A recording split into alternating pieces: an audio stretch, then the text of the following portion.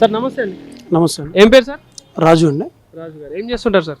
సాఫ్ట్వేర్లో పనిచేస్తుంటారు. సాఫ్ట్వేర్లో పనిచేస్తున్నారు. సో ఎట్లా సార్ అంటే ప్రజెంట్ అంటే సాఫ్ట్వేర్ వ్యవస్థ కావచ్చు, అన్ఎంప్లాయ్మెంట్ పరంగా చూసుకుంటే ఎట్లా ఉంది రాష్ట్రంలో పరిస్థితి అన్ఎంప్లాయ్మెంట్ పరంగా?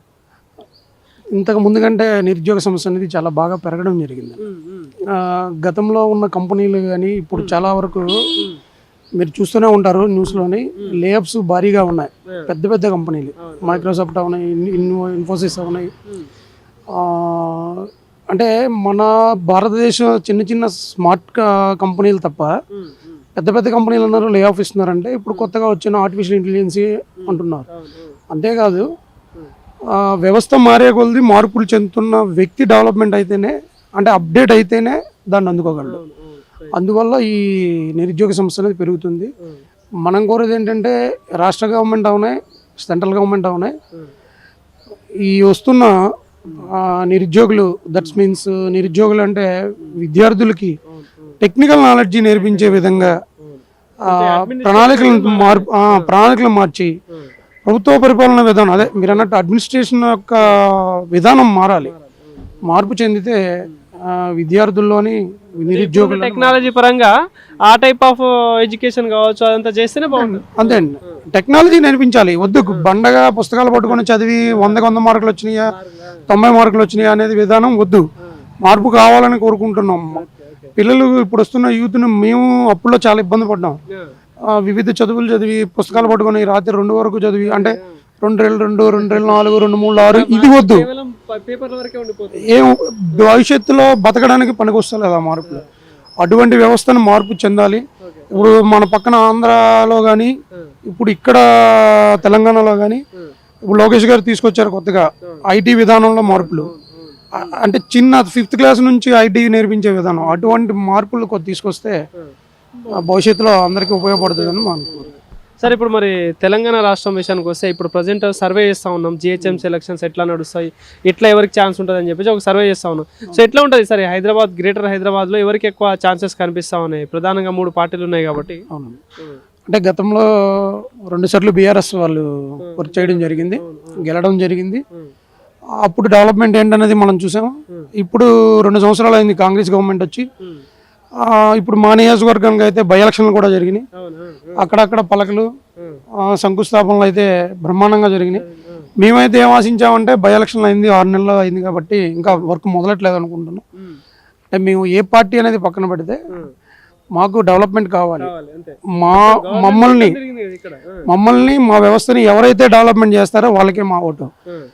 మేము నెక్స్ట్ ఇప్పుడు జిహెచ్ఎంసీలో మాకు తెలిసిన ఓటర్లందరూ కూడా బీజేపీకి అనుకూలంగా ఉన్నారనే మా అభిప్రాయం. ఎందుకంటే 2 గవర్నమెంట్లు చూసాము, మాకు ఎటువంటి సంతృప్తి లేదు. కాబట్టి ఈసారి బీజేపీని గెలిపించుకొని మా యొక్క జిహెచ్ఎంసీ అంటే ఈ 3 కార్పొరేషన్లు కూడా జిహెచ్ఎంసీ మేయర్లు గెలిపించుకొని ఇప్పుడు వెస్ట్ బెంగాల్లో ఎలా అయితే అభివృద్ధి మార్పు కనిపిస్తుంది, వచ్చి 1-2 నెలల్లోనే అభివృద్ధి అనేది డెవలప్మెంట్ అనేది ఈ రోహింగ్యుల్ని బయటికి పంపించడం. ఇప్పుడు నిరుద్యోగ సమస్య కూడా ఇలాంటి రోహింగ్యులు రావడం, చిన్న చిన్న వ్యాపారాలు చేసుకోవడానికి కూడా సామాన్యులు ఇక్కడ బతకడానికి కష్టమైపోతుంది. ఇటువంటి సంస్కరణలు తెస్తున్న బీజేపీ గవర్నమెంట్కి మా సామాన్య ప్రజలందరం కూడా ఈసారి సపోర్ట్ చేయాలని మనస్ఫూర్తిగా కోరుకుంటున్నాం.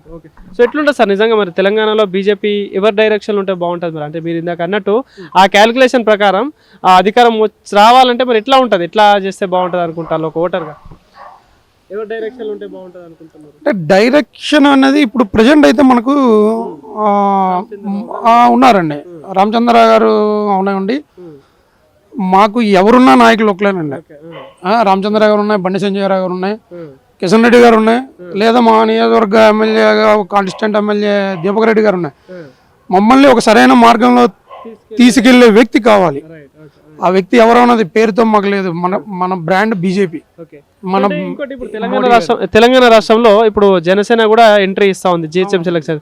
ఏంటి అలయన్స్ తో పోతే ఎట్లుంటది సార్ బీజేపీకి ఓటింగ్ కావచ్చు? సార్ మాకు తెలిసిన వరకు అయితే అలియన్స్ అయితే ఉండకపోవచ్చు. మోడీ గారి బ్రాండే మా బ్రాండ్. ఆయన పేరుతో నమో మోడీ, ఆయన పేరుతోనే ముందుకు పోవాలనుకుంటున్నాం. మాకు ఆల్రెడీ మేము చేసిన వర్క్ ఉన్నాయి, ఎస్ఐఆర్ ఉన్నాయి. సార్ ఎస్ఐఆర్ ప్రక్రియ ఏదైతే నడుస్తూ ఉందో, సో గతంలో ఎప్పుడో 2002లో జరిగిందని అంటా ఉన్నారు. సో ఏంది దీనివల్ల మంచిగా జరుగుతుంది అంటారా? 100% మంచి జరుగుతుందండి. ఇది కొత్తగా వచ్చింది ఏం కాదు.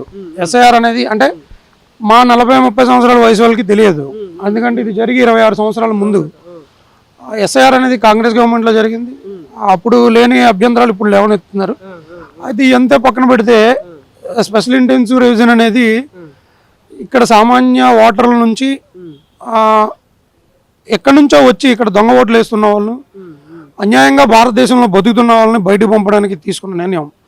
మాకు వచ్చిన ఐడియా ఏంటంటే ఈ ఎస్ఐఆర్ వల్ల రేపు పొద్దున నిజంగా భారతీయుడు ఎవరో వాళ్ళు భారతదేశంలో ఉంటారు, మిగతా వాళ్ళందరం బయటికి పంపాలనే మేము కోరుకుంటున్నాం. సో అంటే ఇప్పుడు రాష్ట్రం విషయాన్ని చూసుకుంటే ఇప్పుడున్న కాంగ్రెస్ ప్రభుత్వం రూలింగ్ పరంగా ఎట్లా అనిపిస్తూ ఉంది మీకు? అంటే గత ప్రభుత్వంతో పోల్చుకుంటే ఈ ప్రభుత్వం కావచ్చు ఎట్లా అనిపిస్తూ ఉంది? అంటే ఏ ప్రభుత్వం అన్నా బీజేపీ అవనండి, బీఆర్ఎస్ అవనండి, కాంగ్రెస్ అవనండి, ఇంతవరకు మన తెలంగాణ రాష్ట్రం ఏర్పడిన తర్వాత బీఆర్ఎస్ చూసాము, ఇప్పుడు కాంగ్రెస్ చూస్తున్నాం. ఇంకా బీజేపీ మనం ఇంతవరకు రాలేదు కాబట్టి ఈసారి గెలిపిస్తే ఎలా ఉంటుందనేది అడుగుతున్నాం. ఓకే, ఇప్పుడు కాంగ్రెస్ గవర్నమెంట్లో మనకు వచ్చి 2 సంవత్సరాల్లో అభివృద్ధి అనేది మన రేవంత్ రెడ్డి గారు అంటే ఆయన చేస్తున్న విధానాలు కూడా అందరికీ ఒక నాయకుడు చేసి అందరికీ నచ్చాలని ఉండదు. ఒక్కొక్కరు ఒక సిస్టము, ఒక్కొక్కరికి ఒక అడ్మినిస్ట్రేషన్ విధానం ఉంటుంది. మనం ఎవరిని కించపరిచే విధానం కాదు, కానీ ప్రజలకి క్విక్ రిజల్ట్ కావాలి. ఏమున్నాయి సార్, ఏమున్నాయి పథకాలు? పెన్షన్ ఫార్మ్స్ తీసుకొని 2 సంవత్సరాలు అయింది. మహాలక్ష్మి పథకం అన్నారు, ఇంతవరకు ఇంప్లిమెంటేషన్ లేదు. కొత్త రేషన్ కార్డులు అన్నారు, 10,000 కార్డులకు 1000 కార్డులు రిలీజ్ చేసి ఉంటారు, ఇంకా అక్కడే ఉన్నాయి. మా కాలనీలో పెట్టిన ఈవెన్ అపార్ట్మెంట్లో ఉన్న వాచ్మెన్లకు కూడా రాక ఒక 100 సార్లు అడుగుంటారు. పెన్షన్లు ఇప్పుడు మన పక్క ఆంధ్రాలో 4,000 రూపాయలు పెన్షన్ ఇస్తున్నారు, ఇప్పుడు ఇంకా 2,250. ఏ రోజుల్లో ఉన్నాం మనం? బడ్జెట్ లేదని మాట్లాడుతున్నారు కదా, బయటికి పోతే అప్పే రావట్లేదు, రాష్ట్రంలో డబ్బులే లేవని మాట్లాడుతున్నారు ముఖ్యమంత్రి. సార్ అలాగే కరెక్టే, ముఖ్యమంత్రి గారు చెప్పిన దానికి మనం ఏకీభవిద్దాం. అప్పులు మీకు నాకు సామాన్య ప్రజలకి అందరికీ ఉంటాయి. ఎవరు తినడం మానేస్తున్నారు? ముఖ్యమంత్రి గారు భోజనం చేయడం మానేస్తున్నారా? మీరు భోజనం చేయడం మానేస్తున్నారా? నేను సామాన్య ప్రజలకు ఇవ్వవలసిన బడ్జెట్లోని మీరు అక్కడే చూస్తున్నారు, మిగతా ఏం ఖర్చు పెడతలేదు. మీరు కొన్ని 100 కోట్లు బడ్జెట్ ఖర్చు పెట్టి మా మూసీ నది ప్రక్షాళన చేస్తున్నారు, మేము దానికి సపోర్టెడ్. కానీ సామాన్య ప్రజలు ఉంటేనే కదా నది దగ్గర డెవలప్మెంట్. ముందు ప్రజల్ని డెవలప్మెంట్ చూడండి. మాకు ఇమ్మంటలేదు పెన్షన్, మేము కష్టపడుతున్నాం, మాకు ఎంతో జీతం వస్తుంది. జీతం లేకుండా 2,000-3,000తో బతికే సామాన్య ప్రజలకి పెన్షన్ కొద్దిగా పెంచి ముందు వాళ్ళ డెవలప్మెంట్ చూడండి. మూసీ నది కాదు, మీరు చేసే ప్రతి పనికి మేము సపోర్ట్ చేస్తాం.